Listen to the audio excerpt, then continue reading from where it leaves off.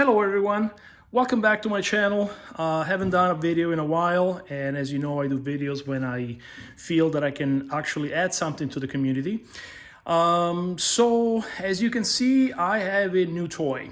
I actually purchased this last year around this time of year in the fall, and it has been obviously an amazing upgrade. As you've seen from my other videos in my channel, I have had a Craftsman DGT 6000 for 22 years, I realized last year.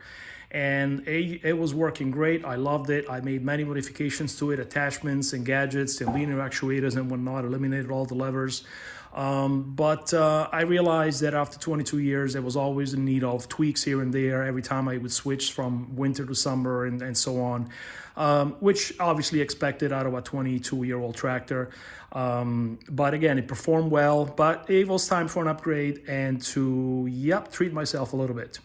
So I got this John Deere X580. I felt it was the right point. I would have loved to have a 700 series, but I felt that it was just too big. You know, I have a 4x8 trailer. If I wanted to carry this around for whatever reason, I can. The X700 just can't go on that small of a trailer. We need something bigger. Plus, John Deere, I would have gotten if John Deere still made attachments such as the front loader for it, but they stopped doing that because of safety, because it doesn't have ROPS and frame twisting, whatever liabilities. So anyway, that was my reasoning behind getting this particular model here. I didn't do any modifications to it, other than I rerouted the hose for the cylinder for the power steering. I'll show you here real quick. This hose is by factory routed underneath this fitting. I turned this fitting a little bit at this point, but it was right back here, which I've seen from other users, other people, eventually gets crimped. So I took it out and put a garden hose around it to kind of protect it a little bit. The other thing I did last year is I have a Cyclone rake leaf vacuum system. And as you know, that needs to be attached to the tractor, fixed, not with a hitch of any kind, but it has to be fixed in 2 points, right? And so I built this bracket that essentially goes right here, and it bolts into the existing holes right there. The problem is that, as you can see, they're a little bit scuffed at this point. I've only used this, once essentially. But the forces that I exert on this bracket are constantly trying to move it back and forth like this. And so I found that these bolts, in fact, I lost one or two. Now they have lock nuts. Actually, no, they're not lock nuts. They have lock washers. But as you can see, the paint came off here because of the fact that this bracket actually bent. So there's a lot of forces onto this. So it's not the ideal setup. Additionally, occasionally I need to pull my lock splitter, and so I would put this on, right? And then occasionally, of course, I need to pull a cart with it when I go collect firewood in the backwoods, and so here is the hitch for the cart. But the problem is that I have to keep taking these things on and off, and so I've been trying to figure out and thinking of a way to put a hitch receiver onto the back of this thing. And as many of you probably know, you can go on Amazon and buy these hitch receiver bolt-ons, adapters that basically, some of them even have a couple at least of holes that actually match this frame. But they're just not ideal. And also they start here, which means that the hitch sticks out quite a bit. Not that it's a problem, other than the fact that it puts a lot of force again downward, way out here, and so there's a lot of force on the frame. So, and again, I would love to have a system that kind of integrates this bracket with the hitch and perhaps other things, like a sleeve hitch. So, I actually finally figured this out and came up with a design that I think will work. So I have this, happen to have this piece of receiver hitch right here, and I have obviously a receiver. So what I'm going to do is I'm going to cut this off so that it's shorter, and I am going to mount this. It's heavy to do with one hand, but essentially back here like this. Once that stub piece of metal in the back is cut off, I can push this back a little bit more, and it will not interfere with that oil tank. So essentially it's going to be up here, which is also good because, again, it's a little bit retracted more into the frame of the tractor, but also it provides the ability to have other things attached to it. So again, that will go here. There's going to be a piece of an angle iron, actually a U-shaped piece of metal that kind of hugs this entire rail right here. Okay, so it's going to be welded here with this rail on the bottom. So basically, I'm going to be able to kind of bring it here, drop it down. It'll kind of go into this thing. Maybe I'll even make holes so it'll be as long as my thumb there, that it goes into these holes to keep it steady. And then there will also be a bracket that brings it all the way down here. And then at the bottom, it will have this, right? So it'll be all one piece, quite heavy, and will allow me to have this guy be able to do a quick attach. I can obviously remove the receiver right there. So we'll have a ball. I can always mount this piece of metal right here with the garden trailer hitch underneath this ball. And so it will be all one piece. I also mentioned the sleeve hitch. And so what I'm going to do with that is, once I have this in place, I will use this. Okay. So again, if you go back to my previous videos, you see that I have built this thing for my ATV to be able to attach a plow behind my ATV and be able to control it up and down. So obviously that will plug into the hitch receiver right there, and now I have a sleeve hitch built in with a linear actuator, which works amazing. I did use that this summer on my ATV, and it picked up that plow and provided downforce onto the plow, no problem at all. So that's my plan, and that's what I'm going to do. So I collected some pieces of metal that you see piled up over there. I have the hitch receiver, and I have that guy, and I already have this bracket. I will be cutting this off. I need to find some angle iron that I can kind of cut and adapt so that it goes onto this frame right here. It will have, this already has the hole down there that allows me to basically put this bolt in there, right like that. So that'll be bolted there. It'll be plugged into here and bolted through here as well. It's not going to go anywhere. And again, because it hugs the frame, this entire rail right here, it will be nice and good. The other thing that I plan on doing is I will likely use this also as a way to attach my weights for when I put the snowblower on. So literally just plug it into the sleeve receiver, the hitch receiver there, and off I go. So that's the plan, and let me find some material and I'll come back with kind of the next step. One more thing I forgot to mention is another huge benefit in my mind of this setup is that the hitch receiver is way up here.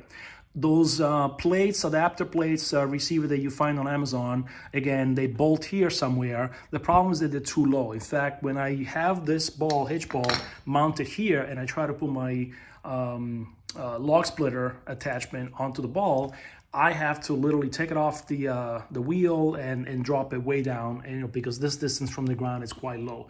Those things are meant to go on, a car or a bigger tractor, or something that is obviously this high, kind of this high off the ground. So it will double that height. I could even use a riser receiver if I wanted to bring it even higher, or something longer if I wanted to bring it out more. So it just gives me a huge amount of flexibility. So again, let me collect some material and I'll be back. Okay, so time for a progress update. So I have cut off the receiver and cleaned it up in the front because it was uneven and it didn't really quite fit properly inside the receiver, or the receiver didn't fit quite properly inside this guy. And so again, this is going to go somewhere up here. As you can see, plenty of clearance to the oil tank and the gas tank. I could put it way back if I wanted to. So yeah, it'll go somewhere here with kind of a 1/4 inch distance from the tank and the cap and the and so on. So, and it's still quite in line with the back of the tractor, with the frame. And then of course this will be welded to this piece right here, which I'll talk about next. So I found this guy in my scrap pile, which actually I think that this came with the leaf vacuum system, the cyclone rake, when I purchased it, because I bought it used. And so I think this was a plate used to attach it to a rider mower, a zero-turn mower. So I have cut it off. There was something attached here that I had welded for a different project way back, and that looked very ugly. Cleaned that up, chopped it off on the sides so it's the right length. Okay, just like this guy. And I have notched this so that it fits around this lever right here. And this will basically allow me to, again, drop it down like this, insert it here, and then drop it onto the hitch itself. So it makes nice contact with the frame. It's a pretty thick metal, and then of course, again, this bolt will go here. Okay, it'll be bolted down.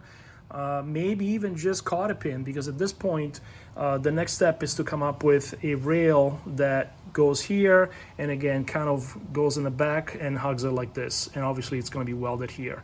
So this whole plate will be able to just slide down, and it's going to be kind of secure along this length right here. I will drill the holes that are back here into the frame, so I'll put some nuts in there.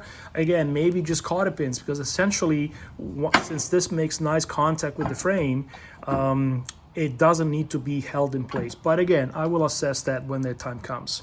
So the next step, I mean, this is already pretty much done. Obviously, there's going to be some gussets that hold the receiver onto this metal piece, which is the next thing here. And what I might even do is, now there is no need to put this guy on there. But in any case, so the next piece I need to figure out is this piece right here. Again, something U-shaped that basically goes in the back, quite down, quite far into the frame, and then it's welded to the front of this guy right here.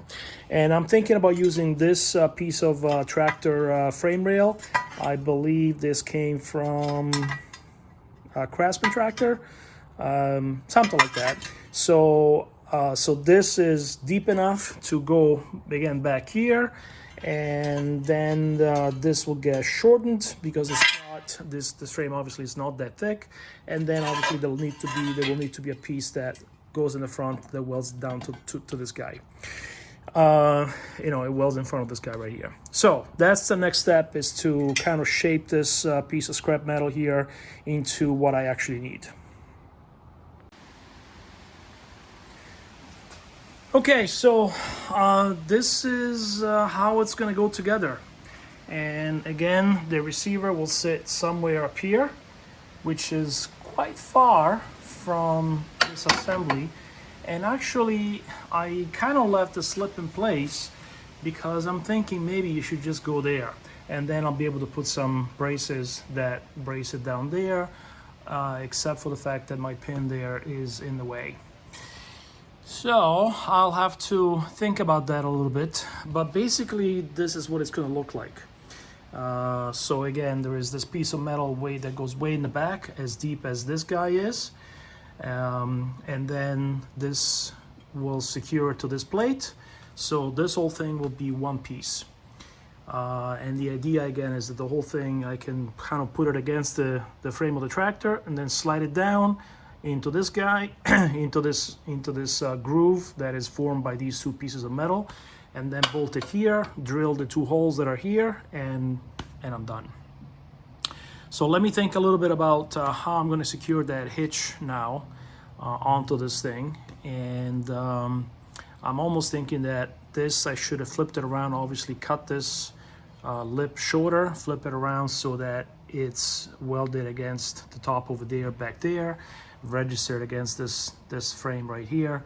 But at the end of the day, this is very stiff, and so once these two are welded together, it's going to form a nice, very thick lip that isn't going to bend or go anywhere. And then of course afterwards I'll make it pretty. I'll round off these corners and these corners right here, maybe even cut this. Might have to fill this hole. I think the two holes that go here, these goals right here kind of fall pretty close. Actually, not that bad. So I might be able to round this off a little bit more. And again, I also have to consider how I'm going to attach my my weights here for the snowblower winter mode, and which, like I said, it could just be inserted into the hitch and it's done. However, another way to do this could be to have an adapter that goes into these holes. The frame of the tractor is right here, so there's plenty of room right here, and maybe just have a plate that sits on top of this, bolts into these holes, that extends a little bit more, and then I can just put my bucket right on top of it and strap it, you know, maybe to a couple of holes right here or something to that effect. So let me think about how I'm going to secure this guy if I want it sitting on this frame lip right here, which actually would be nice and solid, or if I still want to have it a little bit higher. Maybe what I'll do is I'll measure what a kind of average car hitch height looks like. And kind of go from there. The fact that this hole is in the way here, I can't really do that. If I weld it here, then I can brace it unless I could brace it in the back over here. There's still plenty of room back here, but like I said, I want it even a little bit more inside. So if it goes higher, that means that I have to build some kind of an extender plate with braces all built in, maybe notched so that this whole thing kind of slides in there into a square notch with angled brackets that goes there. Yeah, maybe that's what I'll do. Okay, so I'm gonna work on that next. Well, it turns out that the height of the hitch on the log splitter when it's level is only 14 inches from the ground. And right now, if I have that receiver sitting there, this is kind of 17, 18 to 20 inches high actually. So actually this is high enough, I think, for what I need. And like I said, I can always have a riser, which can be too high because otherwise it's going to hit this, and although it would be coming out. Or I can have a drop. So usually the hitch receivers have a two inch drop anyway. So this is how it's going to go. And what I decided to do is I'm going to put a brace that goes basically from the bottom here to the back plate right there, and then maybe something over here so that I have access to the pin from the front right here. And then I will probably actually strengthen this, and not that I need safety chains or anything like that, but I think having something that comes out quite a bit over here with a nice big hole reinforced and everything might be a good idea in case I want to pull something, although again the receiver is going to do that for me. So I'm not going to bother with that too much, but I will maintain the slip, make it, like I said, look pretty, round off these corners when it's all welded together. I bolted it down here so it's nice and secure to the bottom of the hitch here and the back of the frame. And then I'm going to clamp these up together. I'm going to put a piece of cardboard, like a cereal box cardboard, in the back behind this frame right here in the frame, this rail in the frame. That way it gives it just enough of a spacing. And then these bolts are going to squeeze it together anyway, so it just has to be have to have the clearance enough for this thing to slide down. And then I'll tack it together and I'll show you what I've come up with.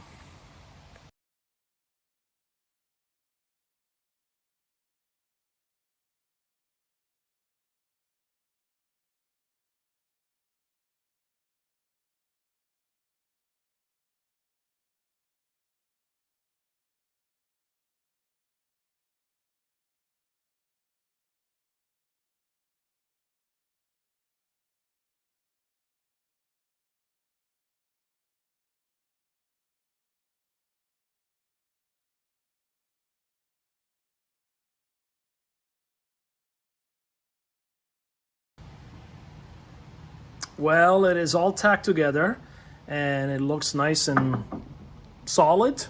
Unfortunately, it doesn't come off, so I need to be able to lift it higher, which means I need to notch this down. So I have to remove these tacks so that I can take this off, get this thing out of here, and cut this probably down there. All right, I'm gonna do that now. Okay, one more trial and error and cut it down about another ½ inch deep. And now I can just lift the whole thing up and it comes right off. Okay, so this is what it looks like. It is quite heavy, which I am happy with that because it's gonna add some back weight down here. Again, for snow blowing operation, having this whole thing attached adds a little more weight.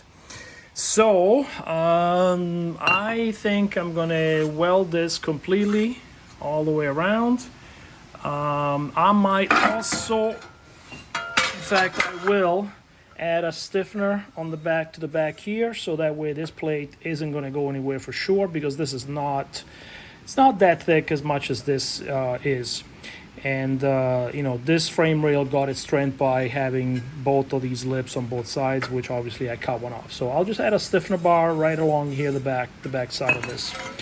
Yeah, so I will do some welding, and then I will move on to securing, cleaning this guy up, and centering it and all that jazz. I'll be back.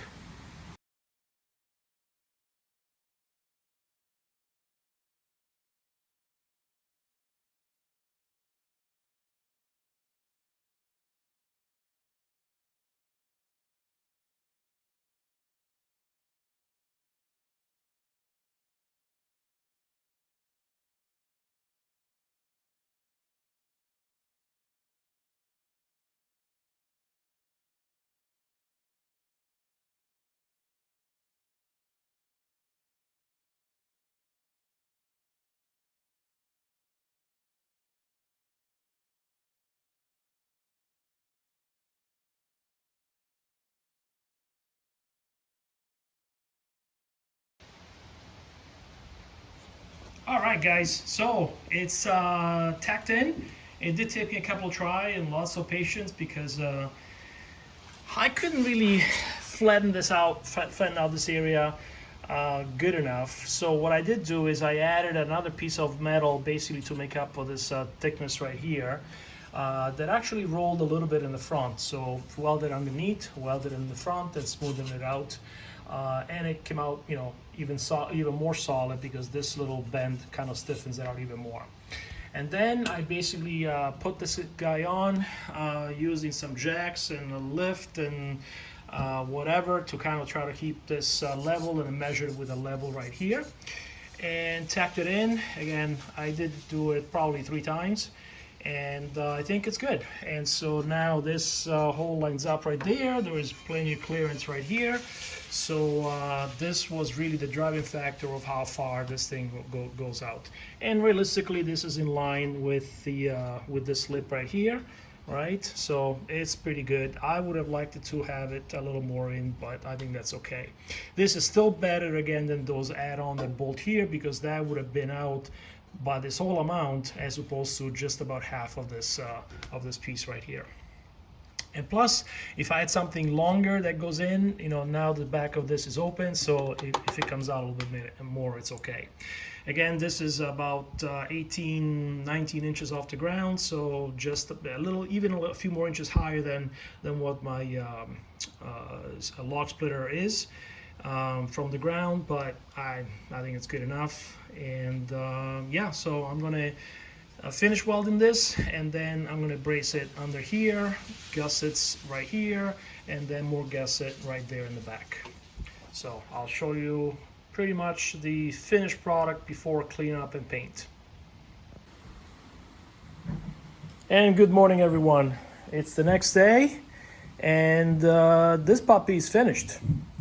I can't think of anything else that needs to be done to it. So what did I do this morning?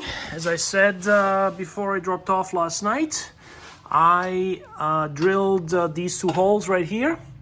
I drilled this hole as well. I finished welding the hitch receiver on that bracket, and I put this support bar underneath.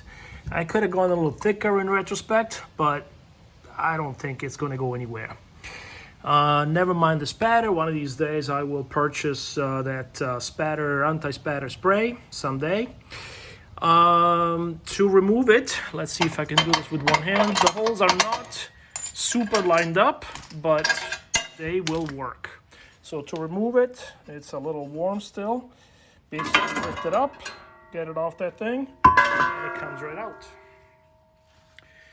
So again, this is the back side with the bracket that slides onto the frame right there. I said I was going to put a stiffener bar somewhere over here, but in retrospect, I don't think it needs it. It's nice and stiff. All the force is mainly going to be focused around this area where it is obviously nice and stiff there. The hitch came out decently well, nice and welded all the way around. And again, the support underneath there could have been thicker. Now that I look at it, the more I look at it, but for that thing to bend the way it's there right now, and I can always add some stiffeners in front of it right there so that it doesn't buckle, but again, I don't think it's going to do that. I'm going to leave it alone for now. So for the ones that don't know what let's see, let me get you over here. This is the frame of the leaf vacuum system, and basically again this has swivel wheels on the back, and so this thing is going to connect to these holes right here into these pins, and so that becomes one unit with the tractor. But again, because once this hopper gets full of leaves, it gets pretty heavy, and as you go side to side, it puts a lot of torque onto these two pins right here. So even with my older tractor, I struggle a little bit to keep it nice and steady. It would always end up wobbling on me, and with that bracket that I showed you last night, earlier in the video at the beginning, it wasn't working so well. So this is going to be much stiffer and again secured on the tractor for for moving side to side like this. So yeah, this is the project. I'm gonna give it a paint job, and I'll show you in a minute what it looks like. All right, so while I'm waiting for this guy to dry up after it's been painted, I actually whipped up a tray to hold my weight bucket. I said earlier that I was going to integrate this into the other gadget that I just built with the hitch receiver, but then I figured, when the hitch is here, because it's got to clear this guy, then this bucket will stick out quite a bit, and again put a lot of torque on that frame. Not that it's a big deal, but it sticks out it would stick out an extra probably 6 inches than what it does now, and then it's going to become a problem with having enough room when I park it in the shed with the snowblower in the front and so on. So I reused this bracket that you saw earlier on, and I think this is going to work just fine. So it's bolted up here, it's bolted down here. These are the same bolts that I'm going to use for the hitch plate. And then this is a frame that I had from a plow that I bought a long time ago. And so I kind of welded it together so it's nice and sturdy, welded it on this plate, and then I built these two arms. That way it's got plenty of downforce holding capability. This fits in just perfect. Actually, there is plenty of room on the sides. If I wanted to strap it down, I have these holes that I could go across with a bungee or a tie strap or something like that, a ratchet strap. So, yeah, whip this up in an hour or so, and I think this is going to also work just great. So this whole thing obviously slides up once the nuts are out. Everything just kind of slides up, and it hooks into this frame right here. Doesn't need to be bolted down. It's just hold it there so that again it's going to be able to hold it. In fact, right now that bolt is not tight, but yeah, I can stand on that thing comfortably.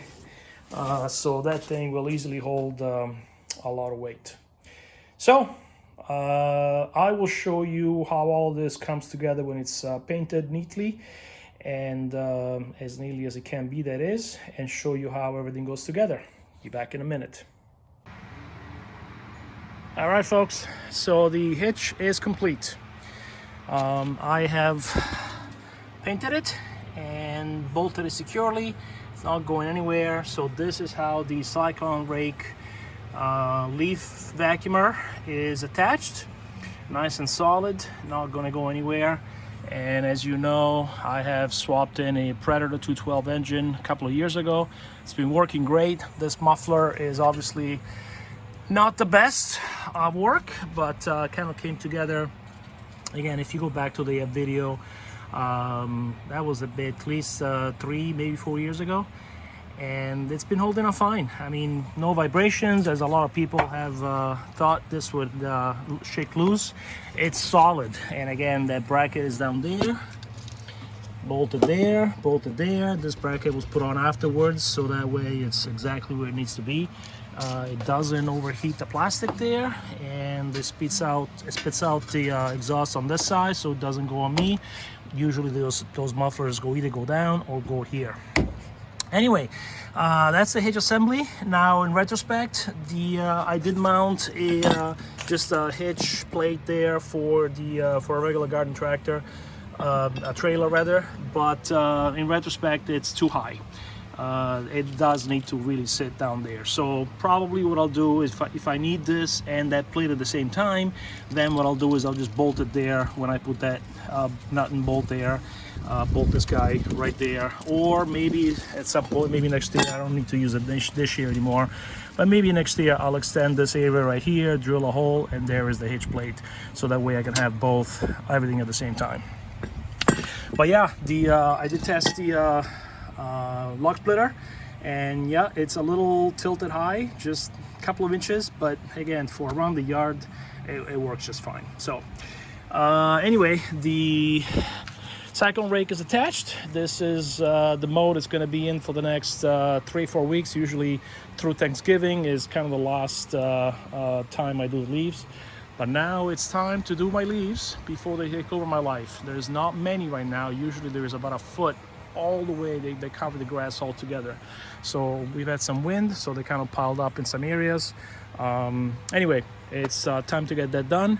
Now I can, without having to worry about this thing coming loose on me. And because, like I said, this thing puts a lot of strain on the back of the tractor as it wobbles back and forth. A lot of torque.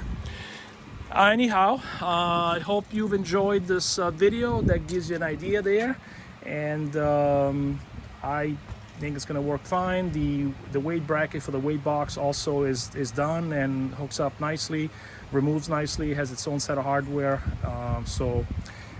Anyway, I hope you've enjoyed this. Constructive comments welcome, and hopefully it's giving you an idea and you've enjoyed this. See you soon. Bye.